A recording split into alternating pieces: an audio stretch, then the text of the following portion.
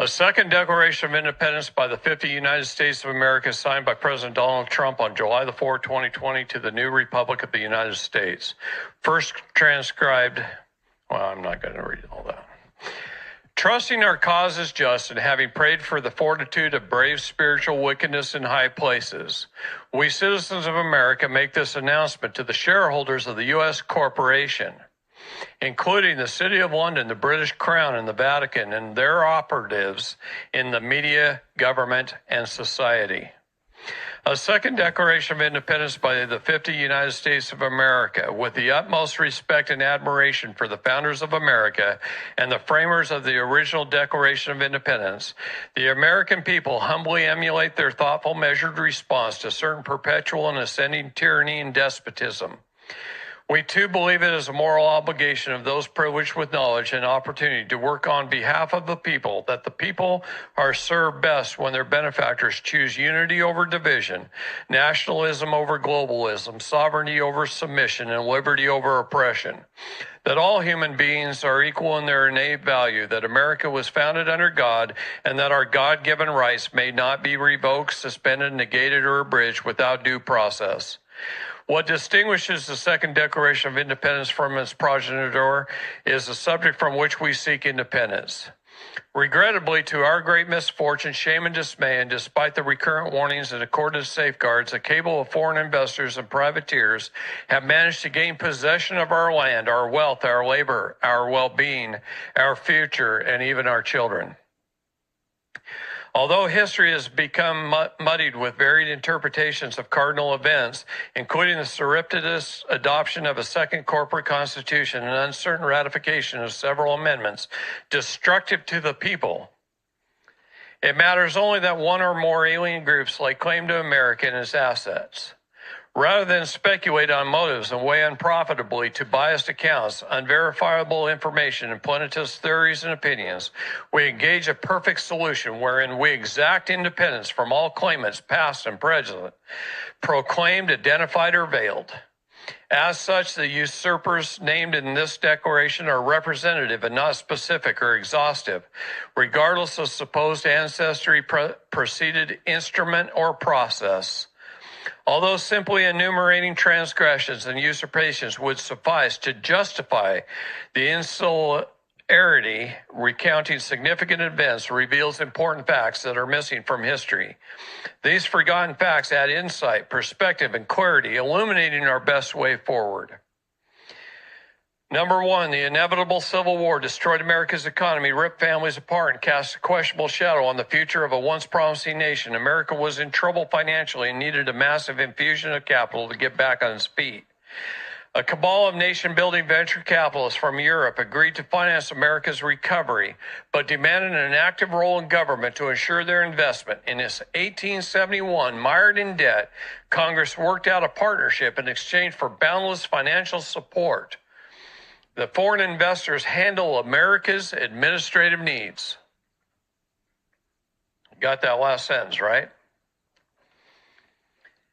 Although initially it seemed to be innocuous concession, the consequences of allowing the nation-building venture capitalists to conduct America's business beyond the protections of the U.S. Constitution have proved catastrophic. The investors quickly embedded operations throughout the foreign-owned corporate government and Washington, D.C., and began serving the interests of America's financiers over the people. In 1871, America effectively lost its independence, and the nation-building venture capitalists became our new masters. By the early 1900s, the foreign investors that bankrolled America controlled the major newspapers and news services, enabling them to shape what is reported and how it is to be framed. They had to cover their tracks before being exposed and repudiated by the people. The nation-building venture capitalists worked to soften America's imperturbable, elevated system of government. The founders had formed a constitutional republic instead of a democracy, specifically to prevent citizens in the majority from opposing those in the minority. By doing what is best for their district or state, rather than enforce the majority will, representatives serve all citizens equally, eliminating the noise, division, and violence intrinsic to democracies. Being in control of the narrative, the foreign investors ingeniously promoted the fallacy that America is a democracy, trusting that the deception would lead to unrest and chaos that would make America vulnerable, creating additional opportunities for infiltration and manipulation. In 1913, the foreign investors established the Anti-Defamation League to slander anyone who exposed them and their infiltration into American politics. And in 1913, by way of the 16th Amendment, the foreign investors were granted the authority to tax the American people directly, something expressly prohibited by the original Constitution. That the people would willingly subject themselves to forced confiscation of their property, their labor, is illogical, putting the legitimacy of ratification in question. In 1913, by way of the 17th Amendment, the foreign investors breached an important safeguard that protected our constitutional republic from infiltration of enemy forces. Previously, senators were statesmen, appointed by the respective state legislators as a check on the House of Representatives, raiding the public treasury. Henceforth, senators would run as glorified House representatives, reducing to promising free public money and services in exchange for votes. The authenticity of ratification is unlikely because the state legislators would not willingly surrender their authority to bridle the appetite of the people's house.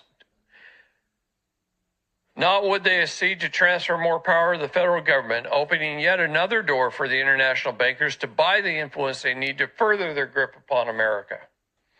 In 1913, the foreign investors gained control of our currency by pushing through Congress the Federal Reserve Act, establishing a foreign-owned central banking system despite the dire warnings of Presidents Thomas Jefferson, Andrew Jackson, Abraham Lincoln, Andrew Johnson, James Garfield, and William McKinley.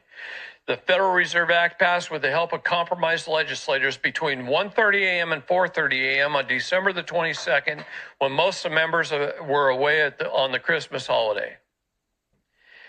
In 1920, Congress, by the way of Independent Treasury Act, turned over the U.S. Treasury Department and its assets, or gold or silver, to the Federal Reserve, the central banking system owned by the foreign investors, established in 1913. In 1921, the Council on Foreign Relations was formed under the cover of advancing America's interests in the world. In fact, the CFR is sponsored by the City of London and serves to advance the interests of the foreign-owned Federal Reserve by direction of the President, Congress, and the narrative through operatives in their news and information networks. In 1925, the owners of the Federal Reserve formed the United States Corporation, and just 5 out of the 100 shares issued were identified, with the balance of the shareholders of the U.S. corporation remaining anonymous. Yet the money hail leads to the City of London, the British Crown, and the Vatican. The tax dollars we send to the Internal Revenue Service go to the International Monetary Fund, the World Bank, which are under their control, and not to the United States government. The official formation of U.S. Corp set the stage for the transformation of America from the constitutional republic of the people to a corporation owned by foreign interests and their families. Over the next few years, the individual states were registered as corporations as well, making them franchises of the U.S. corporation. Representatives and senators neither represent nor work for the American people. Rather, they are managers of the U.S. corporation, and as such, they are obligated first to serve its best interests. The president is not just the President of America, he is the CEO of the U.S. corporation. The abbreviated term United States was purposely used to represent both America and the U.S. corporation, to blur the distinction between them. Similarly, the original U.S. Constitution was quietly supplanted by an impostor, a corporate all-capital letter Constitution that bears a similar name and appearance, again to confuse and deceive the American people. Specifically, the Constitution for the United States of America was replaced by the Constitution of the United States of America, in all caps, with the latter's corporate status becoming the supreme law of the land. In 1933, the U.S. federal government declared bankruptcy, and President Roosevelt, as acting CEO, signed over to the U.S. corporation all of America and its assets, including the people and our labor. The bankruptcy of 1933 that was arguably unnecessary and ceremonial in nature and contrived and orchestrated without the consent of the people completed the heist and the transfer of America and its assets to the same foreign interests who own the U.S. corporation.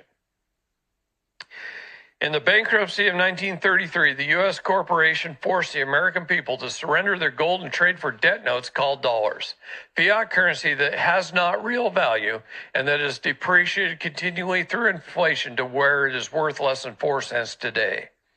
The bankruptcy of 1933 put the U.S. corporation in a state of emergency, allowing it to implement Admiralty law, made evident by the gold fringe around the American flag. When in a U.S. corporate courtroom, you are considered as C and not a citizen of America. In 1936, U.S. corporation began issuing Social Security numbers to turn otherwise sovereign Americans into trustees of corporate fictions, making our labor taxable, which would otherwise be unconstitutional. According to the U.S. corporation, you are not a live man or woman, but rather a representation of a corporation in your name, or a vessel. In 1945, the anonymous owners of the U.S. corporation founded the United Nations under the guise of spreading peace, civility, and humanitarian assistance throughout the world. Yet the true purpose is to condition its citizens to recognize an international authority, a first step in establishing their promised New World Order, in which the U.S. Constitution is retired to make room for a universal totalitarian government. The United Nations publications of Agenda 21 and Agenda 30 revealed a New World Order agenda calling for the end of nationalism, patriotism, private property, individual rights, the two-parent family, automobiles, air travel, and the right to defend ourselves from a tyrannical government. In keeping their goal of sustainable development, they plan to reduce the population by over 90%, ridding America and the world of dissidents and useless eaters. The remaining useful servants are to live in coastal communities wherein they will be stacked and packed into micro apartments. Portland, Oregon just issued the first permit for micro apartments. They're a lot smaller than the hotel room I'm staying in right now. The only thing standing in the way of their New World Order is a strong, prosperous, and secure America. To achieve their goal of world domination, America must lose its sovereignty and its leadership position. Thus why the owners of the U.S. corporate quietly work to undermine our culture, systems, beliefs, standards, aspirations, and morals. For over 100 years, they've been employing unrestrained methods and tactics. With millions of dollars at their disposal every year from taxing our labor, this is why President Trump said to quit paying your taxes. It doesn't go to the United States. It goes to a foreign nation. Stop it. Knock it off. Tell the IRS to pound sand. If they come to your door, shoot them. I ain't kidding. With millions of dollars at their disposal every year from taxing our labor, the owners of the U.S. Corp fund leftist nonprofit groups, including the Council on Foreign Relations, that work to subvert our nation and silence anyone in opposition. They integrate the officials and administrators who run the largest charities and organizations, including the AMA, the APA, the CDC, the FCC, the SEC, and the FDA, and they embed operatives in the State Department, the Department of Justice, and the intelligence agencies, both official and covert, including in the NSA, the FBI, and the CIA.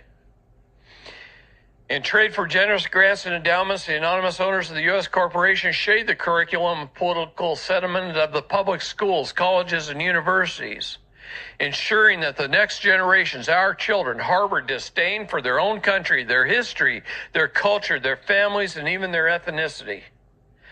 The anonymous owners of the U.S. Corp keep the people in the dark about the true history of America, the greatest heist and cover-up in the history, by controlling public education, the major publishers, the news services, the airwaves, and the social and information networks.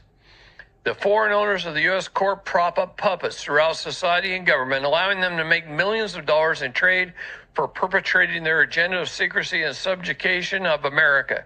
These traders include prominent politicians, newsreaders, pundits, authors, movie stars, and the heads of social news and information networks, major sports teams, music and entertainment industries, and corporate conglomerates responsible for over 90% of the products designed, manufactured, advertised, purchased, financed, and consumed in America. By the way of funding campaigns and fixing elections, the U.S. owners of the U.S. corporation obligate the most influential politicians to further their agenda of breaking America socially and financially. They promote disdain for our country, dependency on government, indulgence, lawlessness, and immorality to spoil and dishearten citizens, predisposing them to trade their sovereignty for the false promises of an international unelected government sponsored by the world elite. And by God, California has a habit of putting the absolute most criminal women in public office I've ever seen. Like Boxer, Pelosi, and Feinstein, and Waters, and oh my God, I can go on and on and on. I get so pissed reading this. I have to breathe a little here. By the way of the Democrat Party, well, where was I? Okay. By the way of the Democrat Party and operatives posing as television hosts, entertainers, journalists, pundits, and policy experts, the owners of the U.S. corporation brainwash and condition the people to accept invalid arguments and pseudoscience that call for globalism, socialism, and a godless society in which technology is our moral compass. The operatives of the foreign-owned U.S. corporation are deeply rooted throughout the news and information networks, academia, government, and society, colloquially referred to as the deep state, the shadow government, or the swamp. The operatives perform with a hive mind because they are guilty of treason, a crime punishable by death. They are desperate to hide their complicity, and thus they systematically target, demonize, and even suicide all who threaten to expose their treachery and their malfeasance. The operatives of the U.S. corporation favor unbridled immigration because it is the most expedient way to destroy the country from within, flooding America with illegal immigrants without allowing them time to assimilate ensures arrogance, separation, and anti-Americanism, and anger, animosity, and conflict with the people by design. We can also expect a steady dilution of the principles, ethics, and systems that made America successful in the first place. Moreover, the majority of illegal immigrants are ethics and systems that made America successful. Moreover, the majority of illegal immigrants are likely to vote for Democrats who legislate according to the will of the foreign owners of the U.S. corporation. Because the free, open, and largely unrestrained internet secures the hidden heist of America and the criminal network that operates in the shadows, the owners of the U.S. corporation, the perpetrators of crime against America and humanity, are rightly concerned about exposure to ensure the people do not wake up, organize, and exact justice. They censor the information we see, ply us with prescription drugs, make us complacent with free money from government, distract us with perpetual video games, and promote one meaningless sporting event after another. In conjunction with skewed statistics, deceptive polls, false facts, and the omission of decisive information, the owners of the U.S. corporation promote anti-Americanism and their New World Order agenda. Fake news keeps the people disoriented, misinformed, and divided over ethnicity, gender, sexual orientation, religion, and economic class. Meanwhile, their death system enslaves us, their grip ever tightens through surveillance and fluorination, vaccinations, and other technologies are deployed to weaken any substantive opposition. The owners of the U.S. corporation are working incessantly to disarm the millions of law-abiding patriots who stand in the way of their totalitarianism and oppressive New World Order. By the way of orchestrated mass shootings, the owners of the U.S. Corp will continue to terrorize the people until we assent to comprehensive background checks. The word comprehensive is nebulous and undefined, allowing for a battery of psychological and medical testing, ever expanding until targeted individuals are deemed emotionally unstable and a danger to society. True to the predictions of every futuristic book and movie, patriotic Americans will be disarmed by the way of political profiling under the guise of a screening for mental health. Through their vast indoctrination machine, the foreign owners of the U.S. corporation have convinced the people that America is a democracy and that democracy is the highest form of government. This is problematic because democracy is by definition mob rule. Democracies invariably fail because a majority mob always demands more and more public money and services procured through excessive taxation and other socialist-like policies, resulting in economic ruin, runaway debt, fiscal collapse, and ultimately social implosion. opening the door for the promised, predicted, dreadful, and ever-looming New World Order, because sovereignty is not sustainable without exposing the ills of democracy and reestablishing our elevated constitutional republic. We are compelled to make these following proclamations: that the word democracy does not appear anywhere in America's founding documents, because the framers knew that democracy in any form or disguise is fatally flawed, leading invariably to oppression, unrest, societal failure, violence, and death. All modern forms of government are elected democratically. They differentiated only by who makes the decisions after the elections are over. In a democracy, citizens in the majority make the sales, leaving those in the minority oppressed. Consequently, a democracy is always noisy, divisive, divided, insufficient, unsteady, combustible, fiscally irresponsible, and short-lived. America was established as a constitutional republic. Those elected must not do the bidding of the citizen majority, rather they must do what is best for their district. Despite the majority will, in this way, all citizens are represented equally and no one is suppressed, making a constitutional republic quiet, steady, efficient, and preferred. Although the word democracy feels good, it is founded on mob rule, making it akin to socialism, communism, and every other tyrannical form of government. Finally, Article QV, Section 4 of the U.S. Constitution resolves any doubt.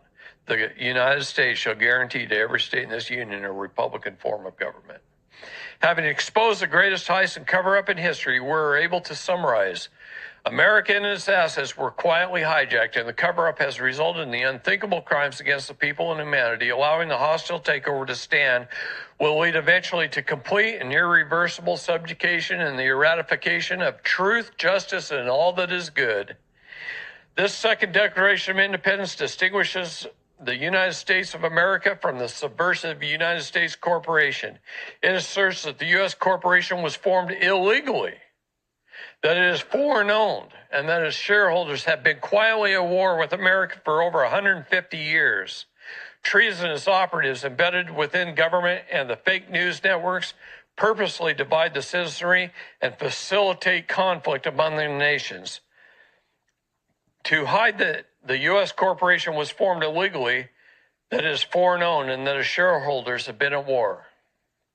Treasonous operatives embedded within government and the fake news networks purposely divide the citizenry and facilitate this conflict among the natives to hide that the U.S. corporation is, and always has been, the only real enemy of America.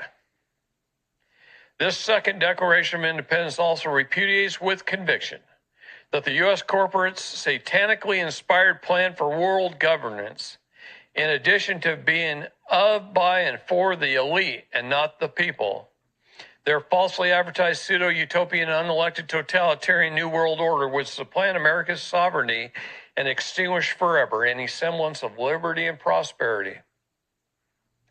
Because natural inclinations predispose human beings to be short-sighted, malleable, and easily bamboozled, one might presume the American people should bear responsibility for being swindled out of their homeland, inherited from their forefathers, who procured and secured it at great expense and much sacrifice, and for slowly but steadily trading their largely unappreciated blessings of liberty, opportunity, and prosperity for trinkets in the form of unearned comforts, frivolous indulgences, and gluttonous pleasures. However, the transfer of ownership from the American people was not conducted openly and with candor, but clandestinely through calculated design and nefarious means without body consent and unconstitutionally. It is for the latter reason that the American people claim their right to rectification, that the greatest heist in history was effected outside the constraints of the U.S. Constitution, and that those who were elected to represent America's best interests transgressed their fiduciary responsibility and exceeded their authority, warrants this proclamation that the American people are the rightful owners of our land, our labor, our well-being, our future, and our children for our benefit and the benefit for our posterity. As with any negotiated peace after years of atrocities committed by parties at war, we seek neither vengeance nor demand justice for these past transgressions. The that the return of what rightfully belongs to the people, and avow firmly, emphatically, publicly, and officially that America shall forever remain a sovereign nation, free, self-directed, and not affiliated or dependent upon any version or variation of the present planned or innovated New World Order. Almost done. We entreat the bloodless solution wherein you cease all destruction activities, including all false flag events, dissolve the U.S. corporation and other illicit legal structures, and each custodial instrument. Return our land and our assets, including our gold and our silver, and redirect the tax collected on our labor back to America. And have your deep state and shadow government operatives retire without drawing your influence in an orderly fashion, so society continues to thrive in trade for you, keeping your wealth, your position, and your heads. In response to questions regarding legitimacy, efficacy, and process, see, you guys, I hope you understood by that last paragraph that I just read, the reason Biden is in office, because it gives them the opportunity to learn to withdraw peacefully, because they're all under sealed indictment. And if they do not withdraw peacefully, their heads will roll. Understand that. That's what's happening right now behind the scenes. Well, we're rebuilding our new government. And I didn't think yesterday he would spend much time on any real new announcements, because they're not quite ready yet. Have patience. Understand it's going on. The rebuilding of our new government in Philadelphia and in Pennsylvania is happening right now. Washington, D.C. is emptying, and as those buildings emptying, fences are put around them that are jail cells. Nobody's getting in those buildings. They're not getting back in. Watch what continues to happen. It's going to take a little bit of time. Have patience. Have some excitement in your souls. This is a beautiful time to be alive. It really is. In response to questions regarding legitimacy, efficacy, and process, throwing off the shackles of national thraldom is elementary and unambiguous, as evidenced by the separation of the 13 colonies from Britain in 1776 and the Mexican people from Spain in 1825. A formal declaration hailed by authorized representations procures independence that is immediate, whole, consummate, infrangible, and unencumbered by obligation, condition, or imposition. Understand what that paragraph means. As we enter grievous territory, we reflect on the precarious road our forefathers forged when they judiciously severed the political and familial ties that bound them. Our hearts also are filled with melancholy and trepidation. Yet we too are resolute in our posture and positions from being confronted with no better option. Despite the manifest peril, the consequences of acquiescence are graver still, compelling us to claim solemnly our independence once again. So in support of this declaration, with its firm reliance on the protection of divine providence, we mutually pledge to each other our lives, our fortunes, and our sacred honor. Signed by the 56 signatories or the task force are to be affixed at the time of presentation to Congress, the President, the 50 state legislators, and the governors of the respective states. Thank you, everyone. It's time to go home. Bonnie and I appreciate you very, very much. It is an exciting time. We love each and every one of you, and we have the best audience on the planet. Thank you.